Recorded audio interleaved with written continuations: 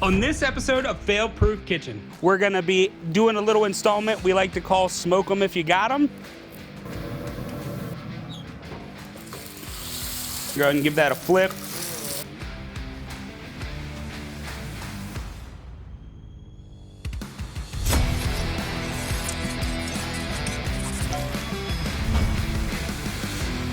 Hey y'all, welcome to the Fail Proof Kitchen Outdoors. My name is Jenna Fail. And I'm Chef Robbie Jester, winner of Guys Grocery Games, Beat Bobby Flay, and Netflix Pressure Cooker.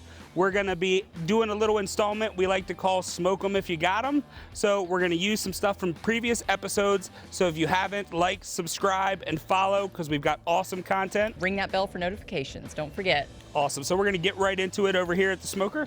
So we have two different things that we're gonna smoke. Now, smoking is different than grilling, right? So we wanna make sure that we make that distinction. So smoking is gonna be on a lower heat. It's gonna take a little bit longer. Grilling, we're thinking high heat, flames coming up, marks on all of our stuff. So this is really set at what I would call a high smoke or a low grill. So it's at like 350 right now. We have some beautiful ribeye steak, and then we have some chicken that's actually marinated in our lime and shallot marinade from a previous episode. We have our barbecue rub here, so we're gonna go onto our ribeye with that. Now, it's important when we're barbecuing and when we're cooking protein in general, we've talked about it before, but you wanna make sure that the protein is pulled out ahead of time, allowed to get room temperature before you throw it right onto the heat. So we're gonna season with our barbecue rub up high so we can see the coverage. Gonna pat it in there a little bit. And then on our chicken, even though our chicken it's definitely marinated and flavored, we still wanna add some salt because it doesn't really have a whole lot of salt in it. Smells so good. That's been marinating. That's been marinated overnight, but you could do it as short as like an hour and a half or as much as like overnight. Right. So we're gonna go ahead and open our smoker up. And this is a beautiful smoker, so shout out to Chris Fail for having this awesome piece of equipment back here. We're gonna use it. This is a pellet smoker, so it is actually periodically, churning through a few pellets. You can buy different flavored pellets if you want. I like fruit woods. I'm not sure what Chris has in here right now. No clue. But fruit woods like apple wood, grape wood, cherry wood are all great flavor enhancers for food. You also could just do traditional Texas style with like oak or hickory or something like that. It's just your preference and what you like the best. So we're gonna go, Jen, I'm gonna have you go ahead and put this on. So does any particular side matter down first? Nope, we just wanna put the chicken to one side and the beef to one side so we can manage the cooking. You wanna make sure that you don't move it around a whole lot once it's down. Okay. And then I'm gonna grab this so we don't cross-contaminate. I'm gonna go in the front here because while we're smoking it and we want it to cook, we also don't want our steak to be well done. So we're gonna go ahead and shut this, let our smoker do its thing. And that's gonna cook on the smoker at 350 for about 15 or 20 minutes. We'll come out and check it in a little while.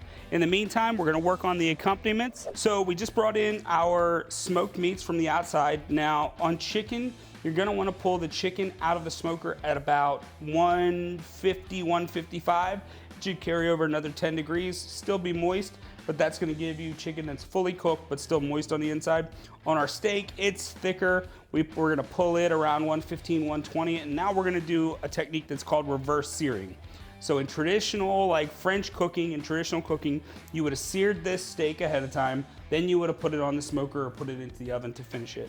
But here, we're doing it in reverse, and the beautiful part about that is, by smoking it on the outside, we've dried it out on the outside, we've created some of that surface flavor that we want, and by searing it in the pan now, we're gonna get beautiful color and texture on the outside of that steak, but also with it remaining super moist on the inside. It's just a different way of doing it, but I find it to be more reliable, especially with larger cuts.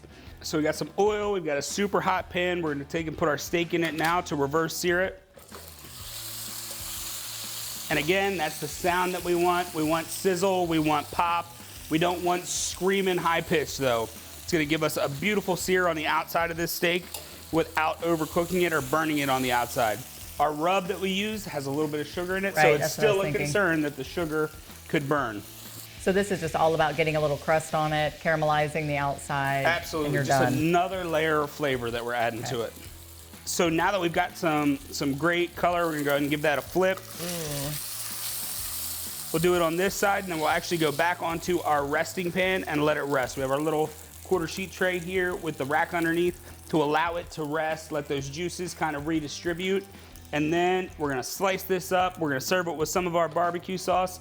Stay tuned, come back in just a second. We'll have the final product for you. All right, so we got beautiful chicken, beautiful steak. We're just gonna slice it up. We're gonna serve it with some of our no sugar added barbecue sauce. So we have our chicken, which we just smoked on the smoker, and then we have our steak that we reverse seared. We're gonna go ahead and just give this a little slice. Has that marinade we have from our marinades, dressings, and rubs episode. Beautiful chicken. Look, it's cooked all the way through, but still nice and juicy. And you did that with a chicken breast. Usually chicken breasts are notoriously dry, but not in the fail-proof kitchen. Not in the fail-proof kitchen. We don't do dried chicken in the fail-proof kitchen. Go ahead and give this one a slice as well. And this would be great to meal prep as well. Like, you can cook this in bulk and meal prep your week. You don't have to eat boring chicken and rice to have great food and results. It could be a smoked chicken entree that you meal prep, as well as you could chop this up, little Greek yogurt, little celery, little onion, make yourself a smoked chicken salad. Really is a lot of different things that you can do with it. Now we will take our steak. We're all family here. We're not gonna change out the cutting board. Give our steak a nice little slice. Man. Wow, I mean, it's super excited for that. so nice. Yeah, look at that. Juicy, delicious. You can smell a little bit of the smoke coming off of it, but it's not over smoked, which is also a thing that can happen sometimes. And this was essentially a set it and forget it. We got a lot done in between while it was out there cooking up. Reversed seared it for a few minutes and we're done. That's right. We got our no sugar added barbecue sauce.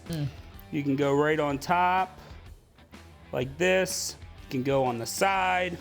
How long will that sauce keep if you make it in advance? So if you make it in advance and you cook it all the way, it's gonna keep in your fridge for like a month. Oh, wow. Like, it'll keep forever, as long as it's cooked all the way through.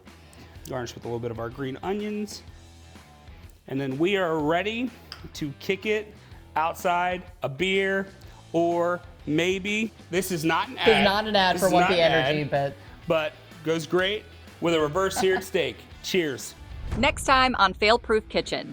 Today in the Fail Proof Kitchen, we are working on some entertainment recipes. First thing we're gonna make is a tuna poke spoon. Our play on the very popular Dole Whip. Everything bagel, salmon cups.